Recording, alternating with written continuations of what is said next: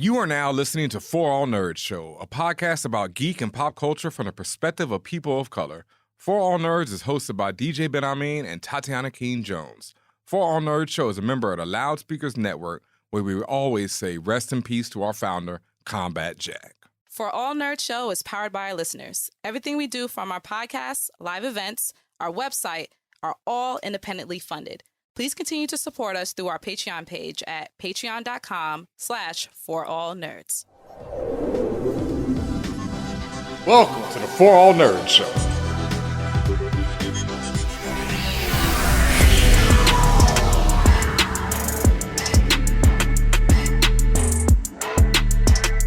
What's up, fam? This is Tatiana King back with another amazing, incredible interview. As always, you know we bring you the best when it comes to everyone in entertainment, in gaming, creators, leaders, everything you can think of. Well, today is no exception because we have the Jerel Xavier Alston here in the spaceship with us today.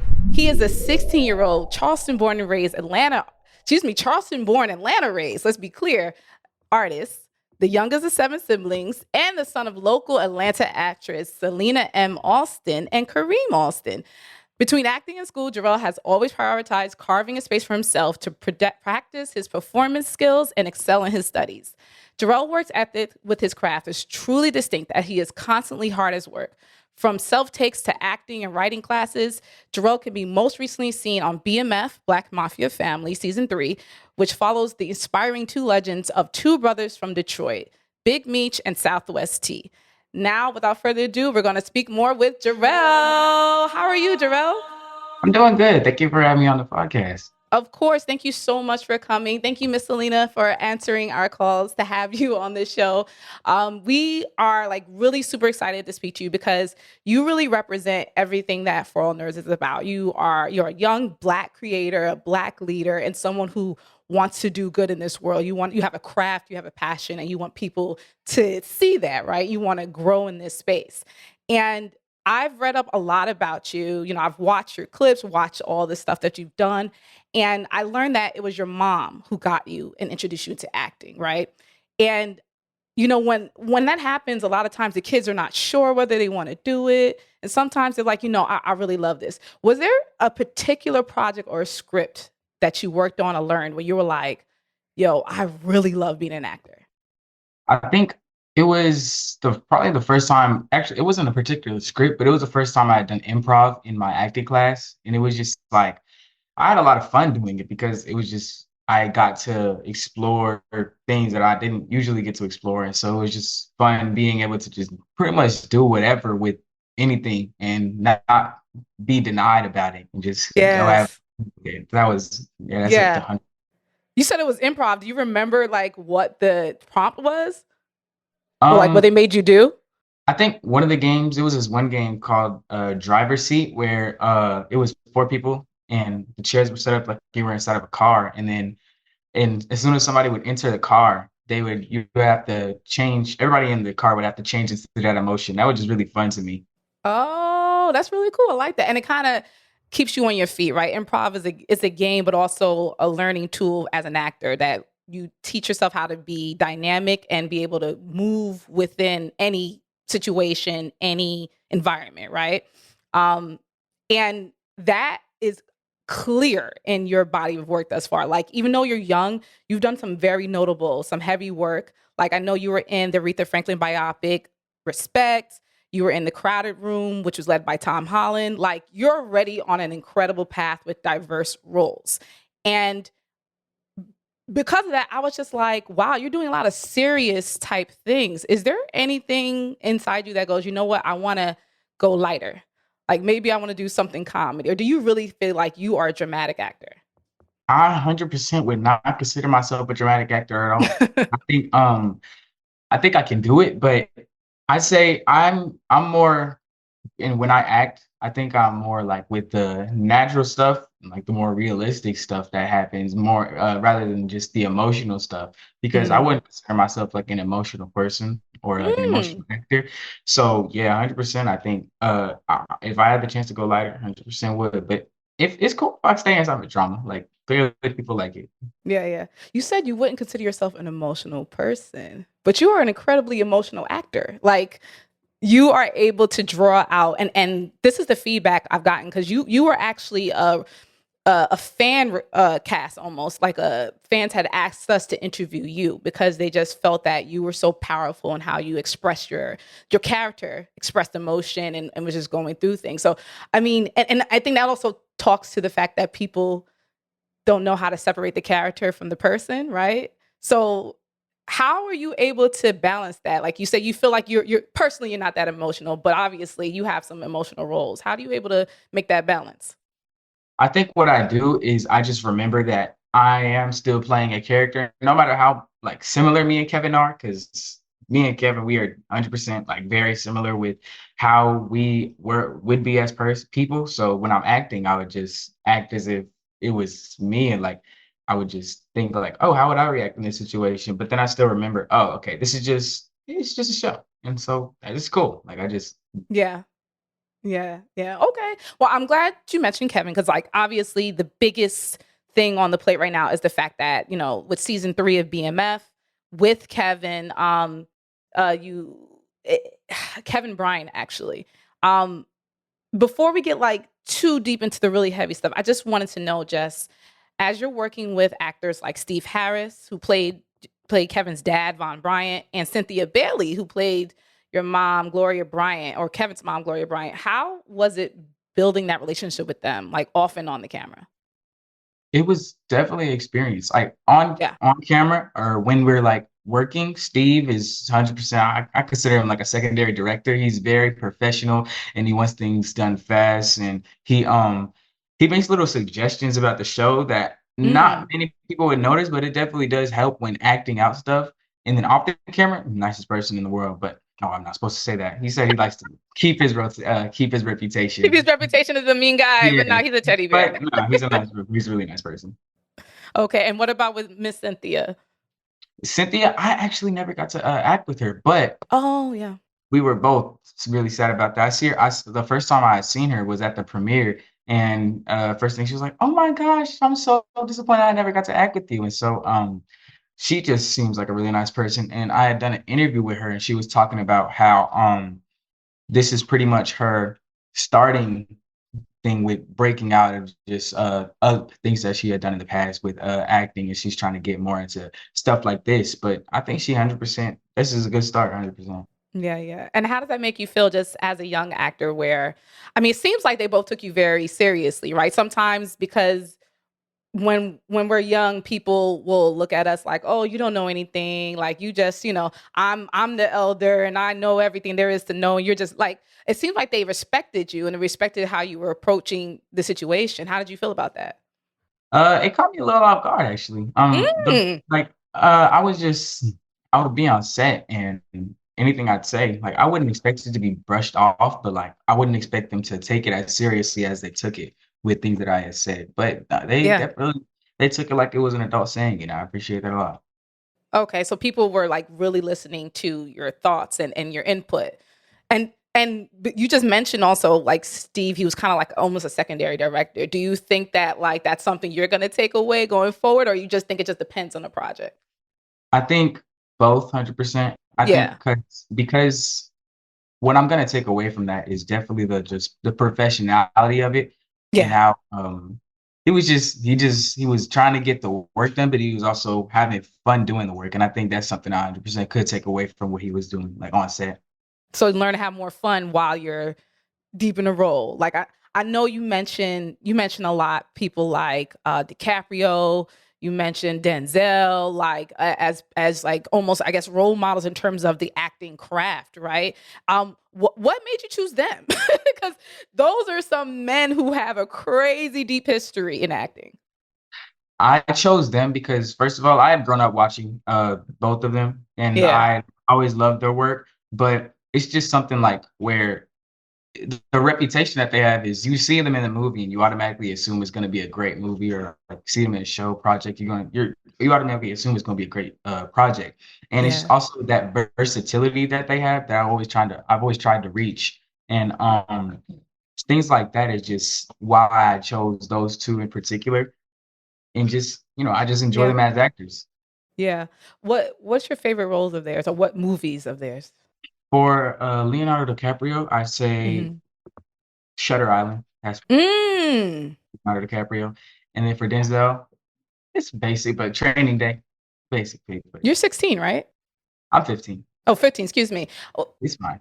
how did you find out about these movies? Did your mom put you onto these? Yeah, my family, we just like we're a movie type family. We always watch movies, like just movies and shows. We watch a Mm. lot of stuff. So I would Mm. keep that my siblings or my older siblings would watch them, or my mom would watch them, and I'll be Okay. like, "Huh, that was a good movie.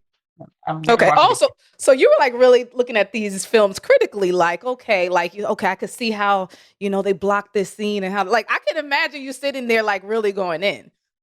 Loki, yeah, that's how I would approach it. I remember I used to be really critical. I think it was after the first time. It was after I did Respect, and just Mm. every movie I had seen, I would be the most critical person about it. I'd be like, "Oh, okay, so that's how they did that scene," and da da da da. And that's also another reason I like horror movies so much, is because also like the background of it, like how they accomplished the certain things that they did on set to make it look like this. Yeah. Oh, we're gonna talk about horror movies in a little bit. Because you look at things like this type of art critically, do you have some actors have an issue watching themselves? Like sometimes they watch themselves and they go, "Oh my gosh," and you're like always picking yourself apart. A lot of people do that, but especially in acting. Do you feel weird about watching yourself? 100%. I definitely feel weird about watching myself because I'm always looking at it and seeing every million things that I could have done better. But I think it makes me feel a little better because bigger actors that I've worked on set with, they also have the same problem. So it's like, okay, so it's not just me. It's like a regular thing that every actor is Mm. their most critical person. And so anytime I watch it, I try to steer away from it, but it's inevitably gonna happen. So I just kind of look at it. I'm like, oh, I definitely could have done those things better, and just keep it in mind. Okay, all right. You know what?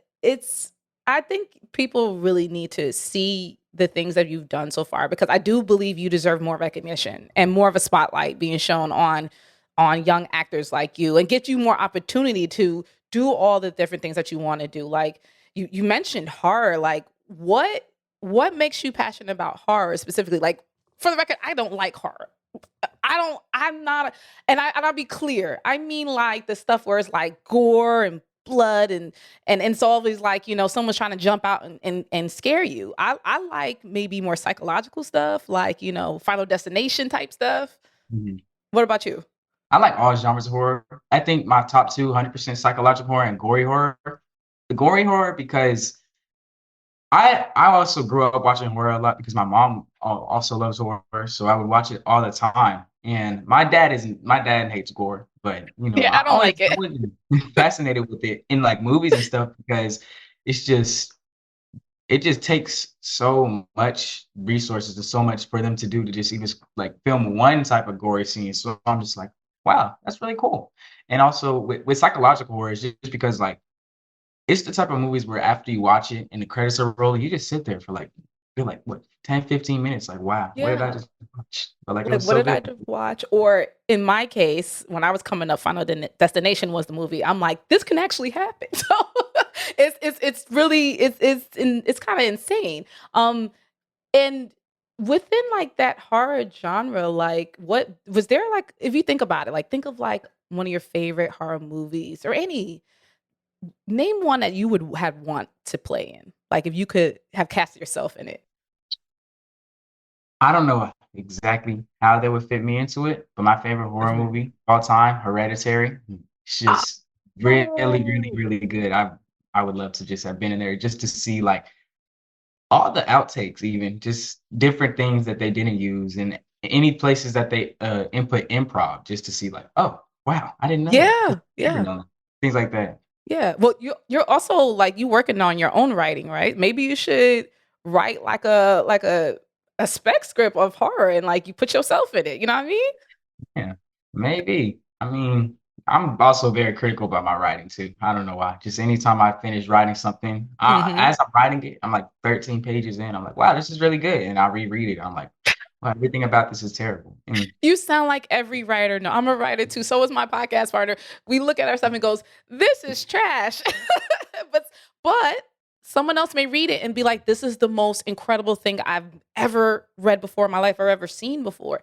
Um, because that idea of being critical about yourself and it also manifests in something called imposter syndrome, which you may have heard before, where you feel like you're not really supposed to be in that place, right? Like you're like, how did I get here? How did I get this opportunity? Do you ever feel that way? Or are you always like, you know what? I earned this.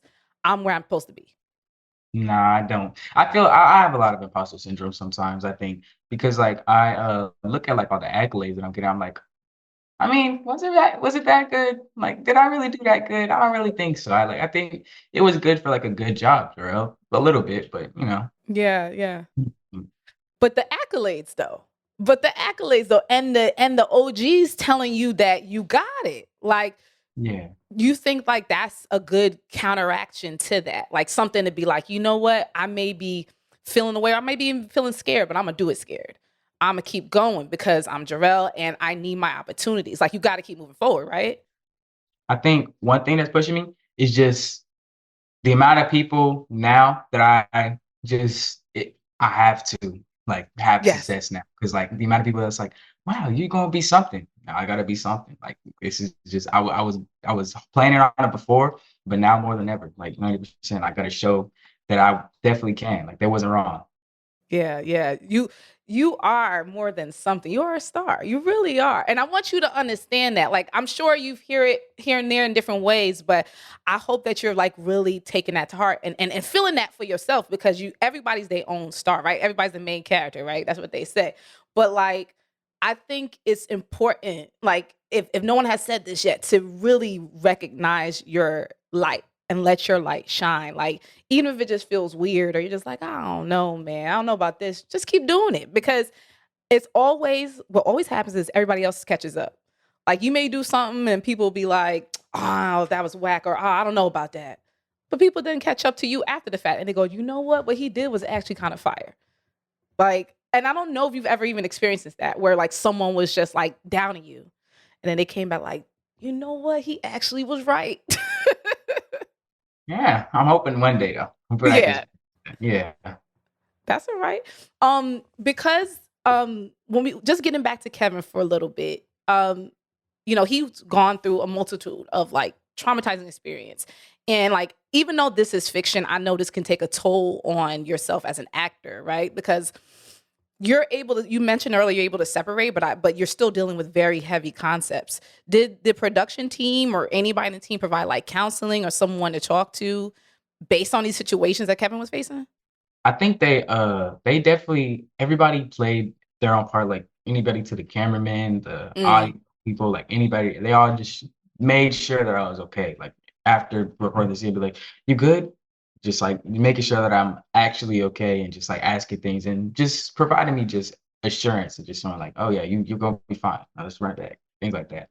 And I would just imagine even like your on-screen, well, at least your on-screen father, like he would probably help you through this as well. Like how did he help you, like support you through this? I think it's the same thing. You just be like, Mhm. just 100% like, oh, you good, man. You got that. That was good. And just showing me like, he's just making sure that I knew that I was doing good and like that I was feeling okay and things like that. Yeah, yeah. And I a lot of the people who have listened to us, they mentioned that asked for you to be on, they mentioned that like what Kevin went through, like countless young people have gone through the same or similar situations as Kevin. And like, we hope that through all the pain that was on screen, that something positive can be taken away, right?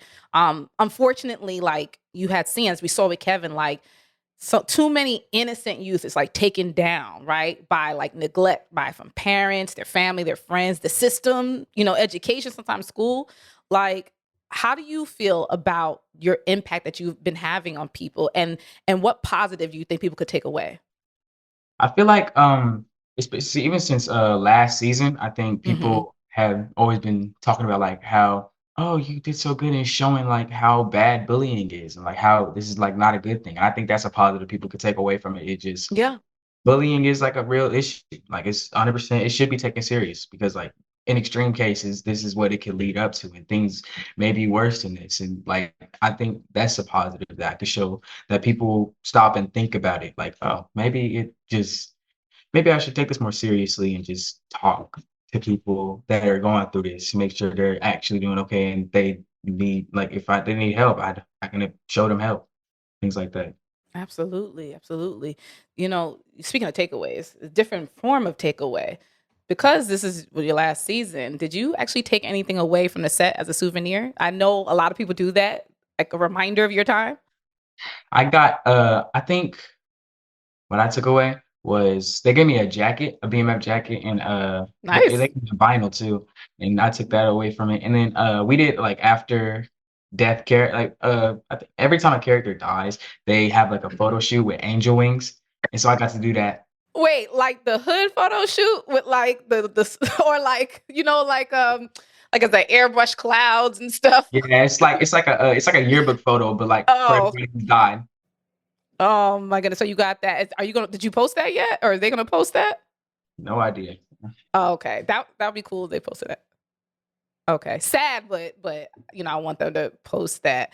Um, okay, and I mean, you talked about what the impact that your character and what other people would take away. What is your takeaway, your personal takeaway, whether professionally or emotionally or whatever?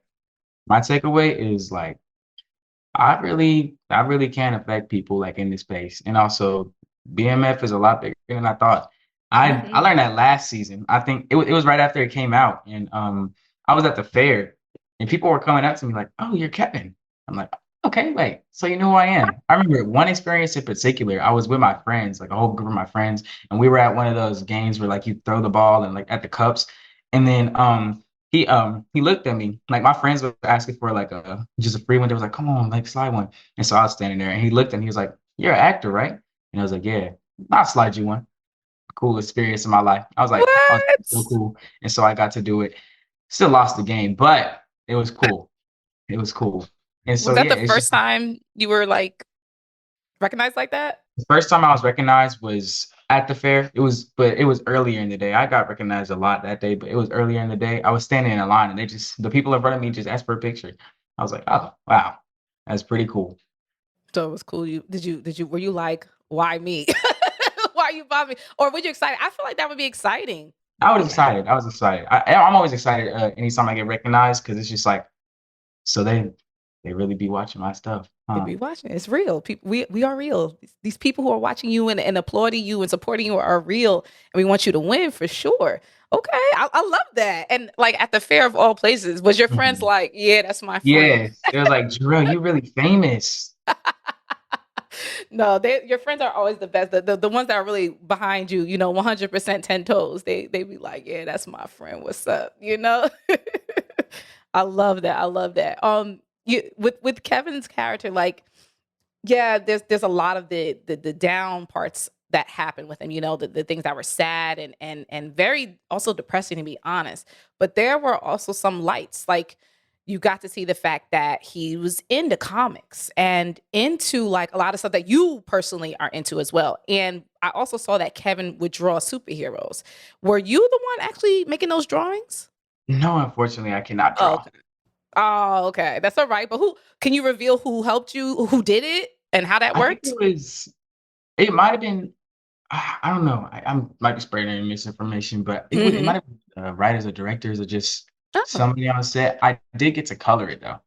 you did also. Some Okay. scenes, yeah, for some scenes, I got to do a little bit of coloring on it, and that was cool. But it was like fully fledged out stories. It just, as season two progressed, it would get darker and darker. Like it started off just like Bruiser being like light and stuff, and then as the season went on, and as Kevin's mental state like deteriorated, it just got darker and darker. And I got to see the whole story, and that was really cool. It was really really Yeah. cool.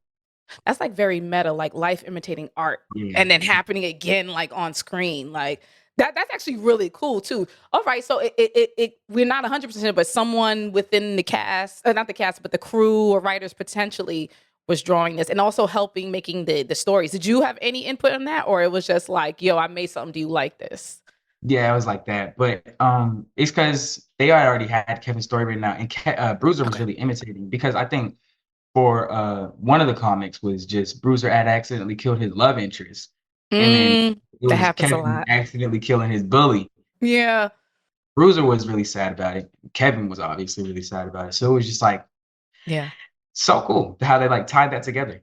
Yeah, yeah. No, I like that parallels. And also like comics is a way for a lot of people to like get their expression of their emotions or even expression of themselves, right? Like especially sometimes if people are more quiet or they're not sure how to like interact with different people, they use stories, you know, they may use anime, they use comics, they may use gaming.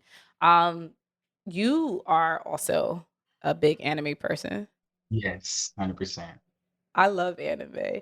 You got to tell me what you're watching right now. What I'm watching as of right now, Yeah. I'm trying to rewatch Your Lie in April, for Oh, very good. That's a good one. obviously. Mm-hmm. Um, I'm watching ReZero. I don't know why it's taking me a long time to watch that. It's just such a good show. I'm on season 2. Like I'm near the end of it. I'm caught up to One Piece and like the manga and everything. I was gonna ask, are you a One Piece person? Yeah, 100. That's my favorite anime. And Really? just anything that I'm watching. I watched Erased a couple of days ago, just in one day, and it's 12 episodes, but still. Yeah, And yeah. I'm watching any type of anime that I haven't seen yet. Really? My Hero? My No. Hero, low key, I stopped watching My Hero. Like Why? it's just, What's wrong with yeah, I My don't Hero? know. I don't know. I think it was after season 4.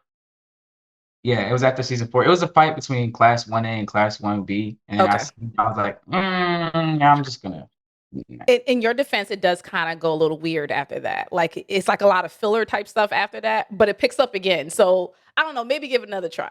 Yeah, I'm gonna give it another try. Give it another try. Yeah, Well, okay. Wait, we gotta talk shop real quick. Wait, Attack on Titan. I love Attack on Titan. That's one of my favorite animes. I got Okay. my like dad to watch it. He said he liked it. After it said it took like what, halfway into season 2, Yeah. because he's really critical about stuff that he watches. But he said he liked Attack on Titan, which Okay. Okay. it's a Were you feat. team Aaron? Team Aaron? Yeah, good. 100% Samir. Oh, Yeah. so Aaron can't do nothing wrong. Okay. No, no. He stomped out the world, but he Yeah, can't do I nothing mean, he wrong. did it for his friends though. So Okay, I get that. All right. No, oh man, there are so many good anime nowadays, especially. I mean, are you also up on the classics like DBZ? yes, yes. I think Okay. that's where I started, because my dad was watching it, and like one core memory I have where I was just like standing up in my crib and just I had heard the intro, but that's it, because I was supposed to be sleeping, but I heard her in the intro, and that's like Yeah. I don't know why, that's just something I remember weirdly. So you do remember that? Wow. Wow. Do you see the effect parents have on us? That is insane. Okay. We gotta also do like a little thing maybe another time just to like really get onto where you are with the anime stuff, because I feel like a lot of people don't understand, like especially black people, like we on anime heavy, like we the ones. So would you go to like a Comic-Con or something, I've or gone have you to been? Comic Cons and things like that. I've gone to it was this thing in Atlanta where it was like I forgot what it was called. It was MomoCon. Momocon, yeah. Yeah, I went to MomoCon with my uncle because he likes anime too, and it was just like a really good experience, just walking around, seeing all the costumes and all the comics and all the manga, and just all. We Yeah. went to some seminars to talk about just even Black creators with their comics, and just regular creators, just people who create, and it was really cool. Yeah, yeah. Um, just a anime recommendation for you. Have you ever seen Psychopaths or heard of I've Psychopaths? heard of Psychopath. I think I watched up until the part. I think it was after nah, actually I haven't watched it. Watch that. I will 100%. Watch that. Put it on your to watch list. I don't know if you have Crunchyroll, whatever you have. Watch it. I think because of based on the stuff you were saying, I think you might like it. Mhm. I think you might like it. You know what's really cool? Like the fact that like you are so professional and like you're clearly gifted, but like at the same time you are a kid.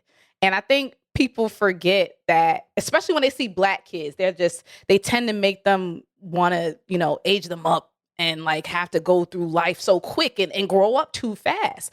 And what do you say to that? Like, especially as a 16-year-old in 2024. Like stuff is different from when I was 16. So, I mean, how do you feel right now in this and the way the world is right now?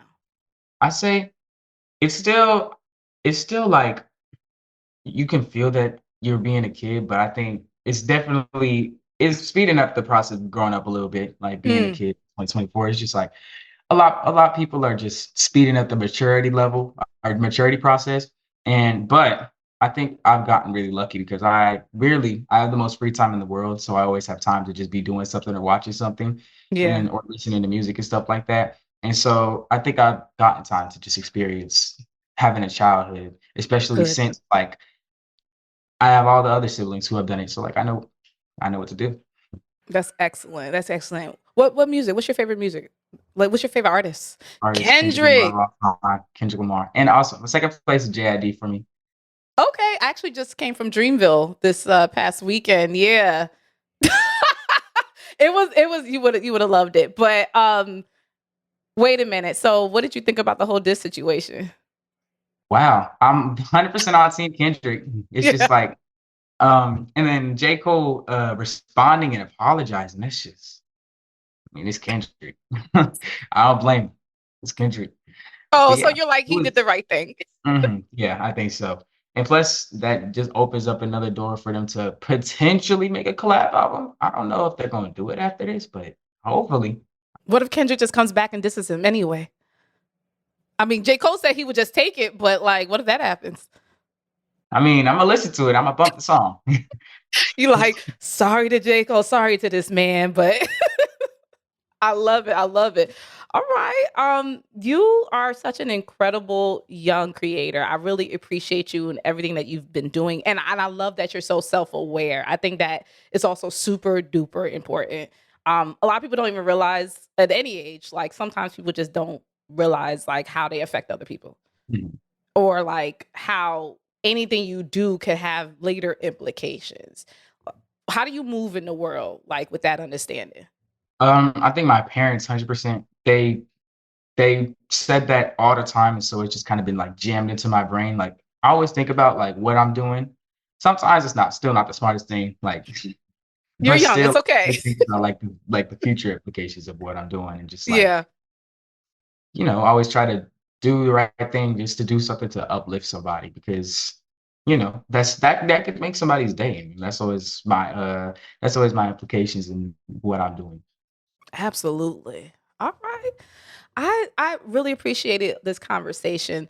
Before we go, I want to do a brap segment with you. It's called brap, and what we do is we give you some quick questions, and you just answer with the first answer that you think speaks to you the most.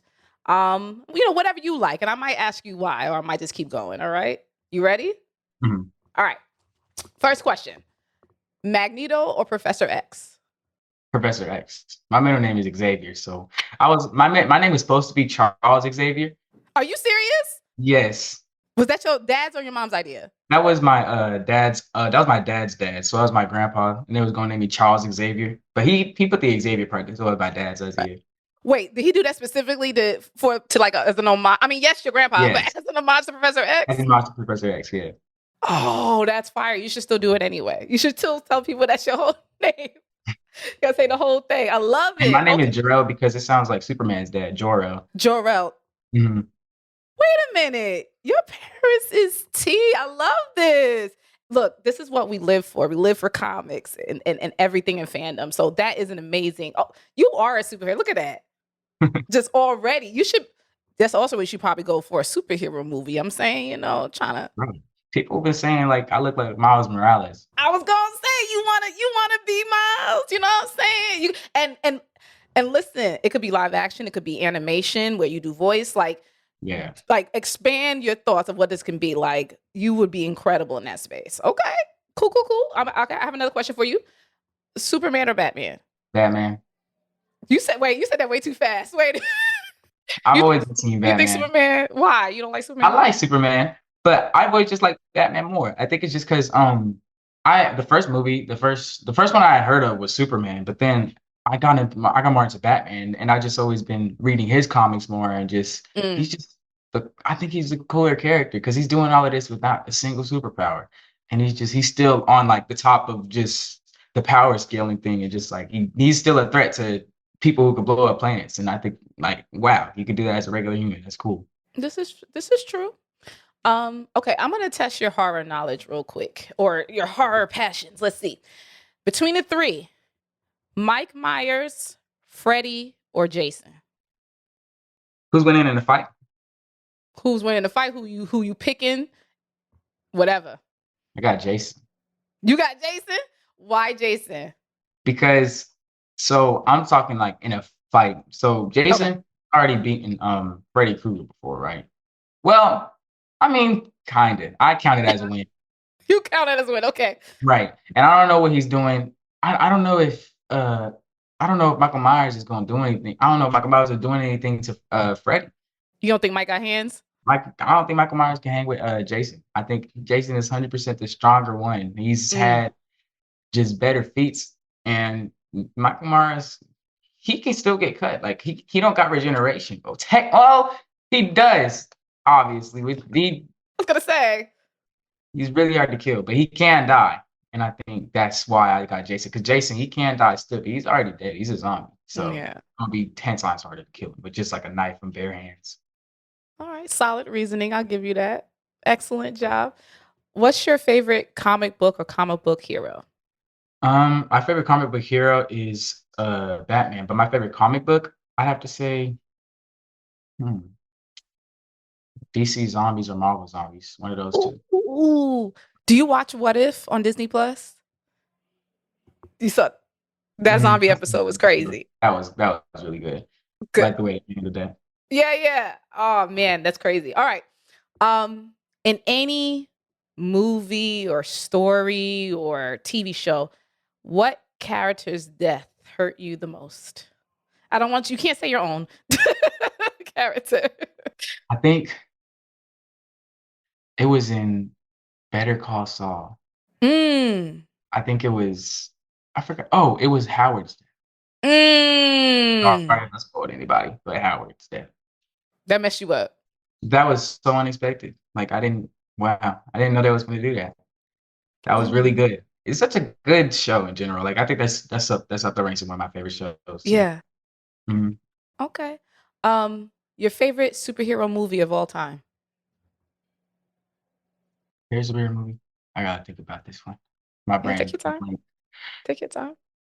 I have to say, I always find myself, I wouldn't say it's number one, but the first one that comes to mind, I always find myself going back to Spider-Man Homecoming. It's really, really, really good.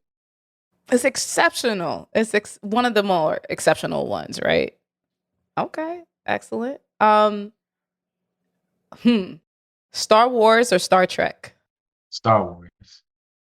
I was never really raised around Star Trek. My dad really likes Star Wars, so like I just kind of inherited that. But yeah, Star Wars. Okay, not a problem. If you could have any one superpower, what would it be? Luck manipulation. But if I have to be like basic, I choose teleportation. That's it. Wait. Luck manipulation or teleportation? I think luck manipulation I got over. Yeah. Really? Like that's you could just do anything with that, really. Like you make it so the probability that you fall off this ledge and hurt yourself is like 0% or something. I don't know. You get lucky and like fall on a tarp that's passing nearby that was blown in the wind 100 miles away or something. Just you can do cool things with that power. No splash damage there. All right. I love it. Speaking of splash damage, what is your favorite game? Red Dead Redemption 2. I think I got top 3 is Red Dead Redemption 2, Batman Arkham, and NBA 2K. Just anytime. Gotta do 2K. Gotta throw in 2K. Just like for the downtime too, right? You gotta be playing 2K in between shooting too. Like shooting. Okay, I thought so. And then in terms of like luck manipulation, there's like a lot of characters that have that. Like there's Domino. I think one in particular, it hasn't been stated. I don't think it's been stated that she has it, but Squirrel Girl. She's too lucky to not have some type of. You think she's too lucky? Yeah. She's too lucky for that. But yeah, Domino, I really like that. I wish they brought her back for the third one, but nah. I know. So you're looking forward to seeing the new Deadpool. I'm really excited for that one. Excellent. Okay. Well, you have survived the BRAP segment. You have survived the interview. Thank you so much, Jerel, for your time. It was a great time talking to you. Before we go, please let everyone know any of your future projects that you can talk about, and then where they can find you and anything else you want to plug. One plug I have is my Instagram. My name's Jerel. It's simple. There's no spaces. My name's Jerel. Any future projects I have, I don't know if I can say. I can't talk about it, but I have one future project that it's been recently greenlit to go for shooting. And so if I don't get 5 inches taller, fingers crossed, I got it. Oh, congratulations! What are you, 6 foot right now? 6 foot, yes. Wow. And you balling, right? You play basketball too? I wish I was good at basketball. I can only rebound. You're not good at it? No, I can only get rebounds and play defense. That's all I can do. That's okay. Everybody has a role. That's okay. Thank you so much. And fam, we'll be back with more For All Nerds Show. Hey, what's up, internets and the fam? This is Tatiana King for All Nerds, and I want to thank you so much for listening and watching the For All Nerds. Make sure you like and subscribe to us only on YouTube.